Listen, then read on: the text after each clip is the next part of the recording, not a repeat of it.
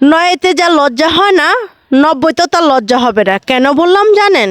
এই যে মানুষটাকে সবাই বেশ আর কম চিনেন ভাইরাল হওয়ার জন্য, একবার না, দুইবার না, কয়েকবার উনি বিয়ে করেছে।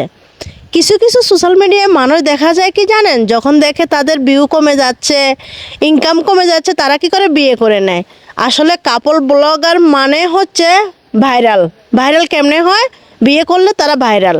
আসলে যে বিয়েটা যে করে সামাজিকভাবে, এই যে ছেলে সন্তান, যুব সমাজ বলেন বা মেয়ে ছেলে বলেন, এগুলো যখন দেখে তখন তারা কী শিখে বলেন? আপনাদের মাঝে যে এত এত ঝগড়াঝাটি হয়, এত এত খারাপ আচরণ করেন, যুব সমাজ এগুলো দেখার পরে তাদের মনের অবস্থা কি হয় কেউ কি বলতে পারেন? আপনারা এগুলো কবে বন্ধ করবেন? আসলে ওনার একদম লজ্জা শরম বলতে কিছুই নেই।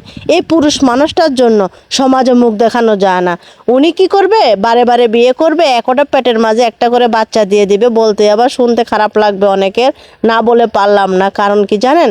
এই কিছুদিন আগে একটা মেয়েরে এত এত পরিমাণের কষ্ট দিয়েছে, খুবই খারাপ লাগছে। আসলে ওনার স্বভাব চরিত্রটাই মনে হচ্ছে এমনই, কয়দিন পরে পরে ভিউ কামায়, আর কয়দিন পরে পরে একটা একটা করে বিয়ে করে। ভাই রে ভাই, মরণের তো মানুষ একটু চিন্তা ভাবনা করে, 5 ওয়াক্ত নামাজ পড়েন, আল্লাহকে ডাকেন। কারণ এই দুনিয়ায় তো দুনিয়ায় না, পৃথিবীতে আরও একটা জন্ম আছে।